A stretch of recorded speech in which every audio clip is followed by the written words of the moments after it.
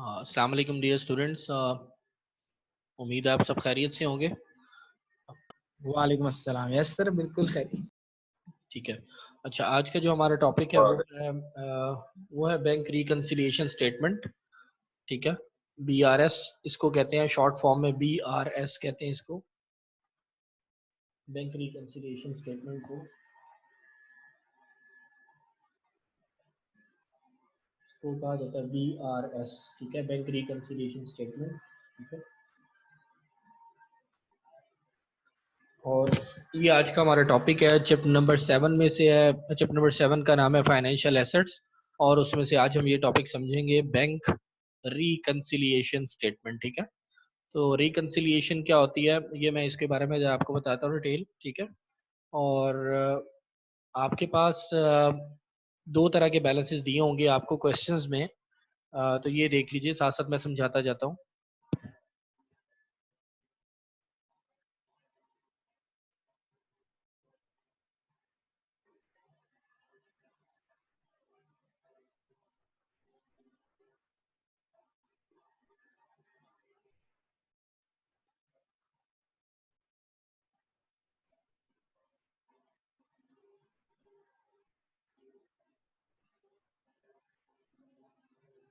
एक होगा आपके पास balance as per bank statement.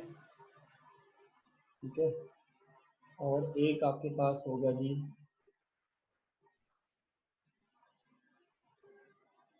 Balance as per company books.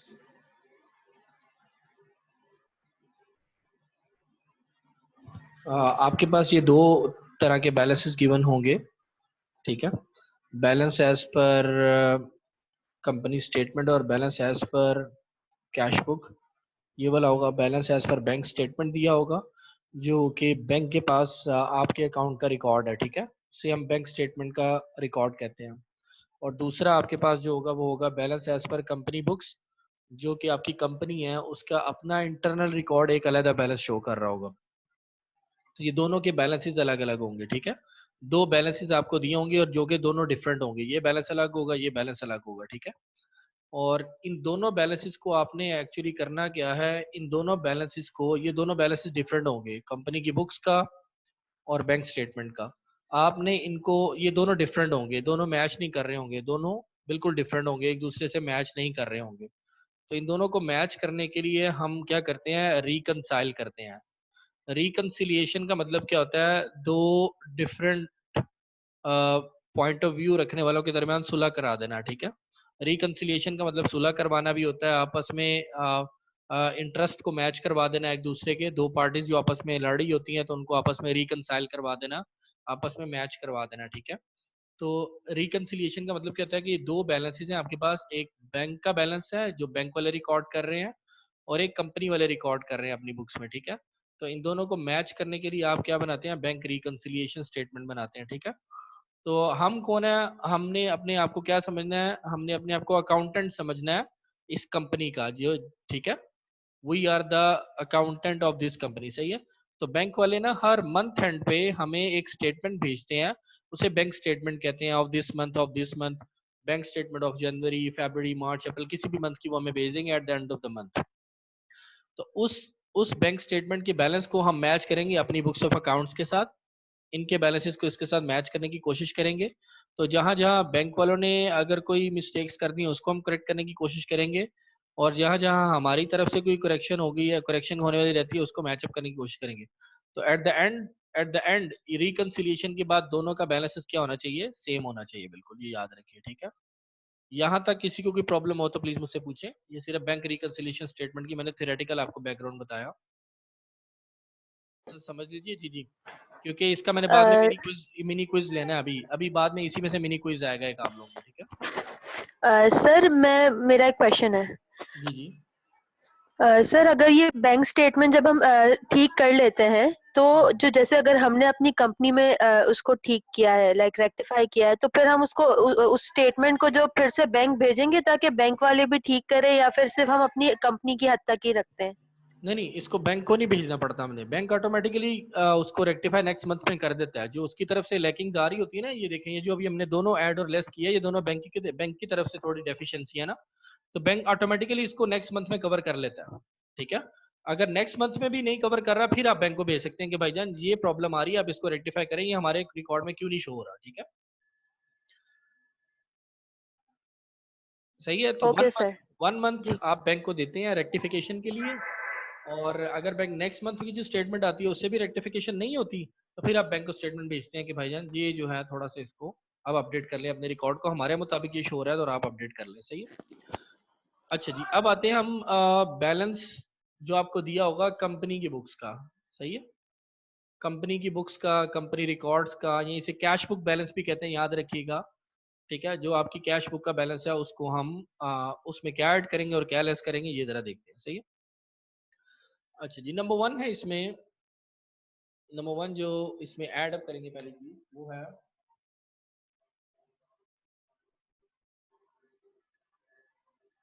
Amount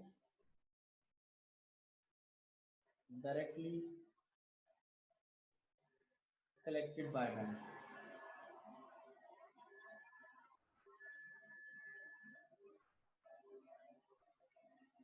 number one ये है।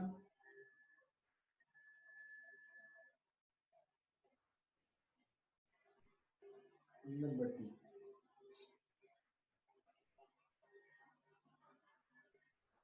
Interest earn on deposits. Number two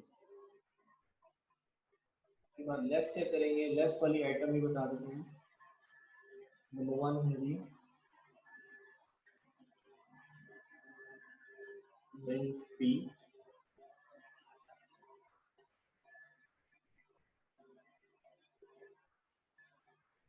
second item है जी हमारे पास एनएसएफ चेक। ठीक है, एनएसएफ क्या होता है, नॉट सफिशिएंट फंड्स।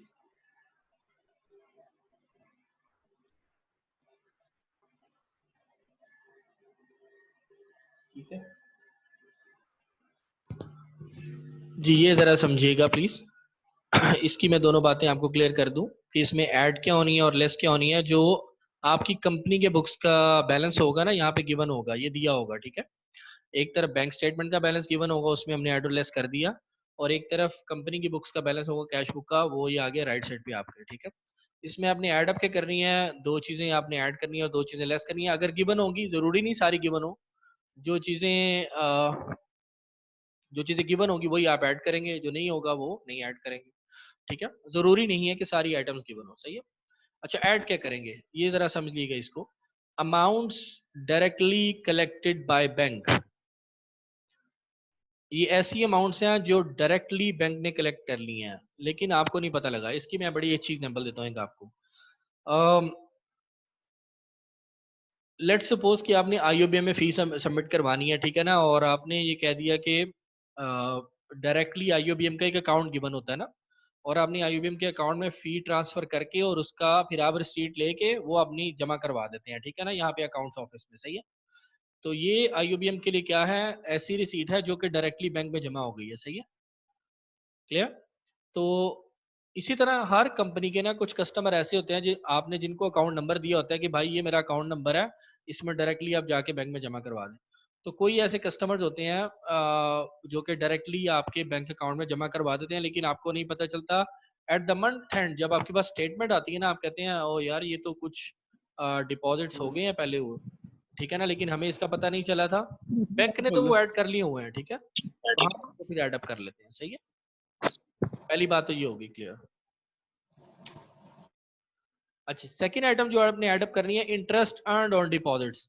आपके जो बैंक में डिपॉजिट्स पड़े होते हैं, ठीक है, आपके जो बैंक में डिपॉजिट्स पड़े होते हैं, लेट सपोज आपने उसको सेविंग अकाउंट में रखा हुआ है, सेविंग मोड पे, तो आपके पास कोई अगर एक साल वो पड़े रहते हैं आपके अकाउंट में, वो एक खास डिपॉजिट पड़ा रहता है, और उस पर जो इंटरेस्ट आता है वो ऑटोमेटिकली आपके अकाउंट में डिपॉजिट हो जाता है। तो वो बैंक तो उसको ऑटोमेटिकली डिपॉजिट कर देता है, लेकिन आपको वो जब बैंक स्टेटमेंट भेजता है आपको तब पता चलता है कि ओहो ये तो मैंने अपनी कंपनी की बुक्स में रिकॉर्ड ही नहीं किया था। तो आप भी इसको क्या करते हैं, अपनी कंपनी की बुक्स में उसको ऐड अप कर देते हैं। तो ये दोनों आइटम्स जो हैं ये बैंक ने डायरेक्टली तो अपने अकाउंट में ऐड कर ली होती हैं, लेकिन आपकी कंपनी की बुक्स में रिकॉर्ड नहीं होती। इसलिए जब आपके पास बैंक स्टेटमेंट आती है उसको देखते हुए आप ये दोनों चीजें अपनी कंपनी के कैश बुक में रिकॉर्ड कर लेते हैं।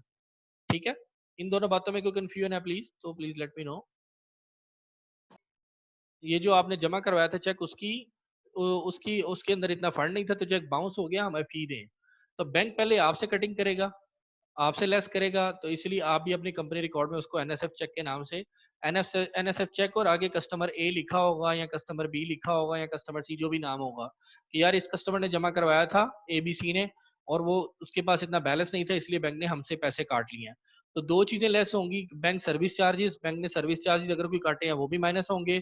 अगर कोई कस्टमर ने आपके अकाउंट में डिपॉजिट करवाया चेक लेकिन उसके पास इतने फंड्स नहीं थे पैसे देने के लिए, तो बैंक उसके ऊपर सर्विस चार्जेस काटता है, उसे कहते हैं एनएसएफ चेक चार्जेस। ठीक है, नॉट सफिशिएंट फंड चेक के। तो वो चार्जेस आपसे लेगा पहले और फिर हम जाके उस कस्टमर को पहले कुछ अच्छी खासी उसकी थोड़ी सी तबीयत साफ करेंगे और कहेंगे भाई साहब आपने आपकी वजह से हमारे पैसे भी कटे और ये हमें पैसे भी अब दो वापस, हमारे एक्चुअल पैसे भी दो और जो पैसे बैंक ने काटे हैं वो भी हमें वापस दो। सही है, तो ये दो चीजें ऐड होंगी, दो चीजें लेस होंगी। क्लियर, इसमें को किसी को इश्यू हो तो प्लीज लेट मी नो। अब ये है कि इधर भी आपका एक चीज आपने ऐड करनी है और एक चीज आपने लेस करनी है। ठीक है, और ये जो आपका बैलेंस होगा ना इसमें आप ये चीज लेफ्ट साइड पे ऐड करेंगे डिपॉजिट इन ट्रांजिट और लेस जो आउटस्टैंडिंग चेक्स वो माइनस कर देंगे तो आपका एक बैलेंस आ जाएगा यहाँ पे। ठीक है, क्लियर। इसी तरह राइट साइड पे देखें जो कंपनी की बुक्स का बैलेंस दिया होगा, जो भी इनिशियल बैलेंस होगा उसमें ये दो चीजें ऐड होंगी। ठीक है, कोई भी दो चीजें अगर गिवन है, अगर एक चीज गिवन है तो वही ऐड करेंगे और दो चीजों में से अगर एक भी चीज गिवन है या दोनों गिवन है तो वो दोनों क्या हो जाएंगी, लेस हो जाएंगी।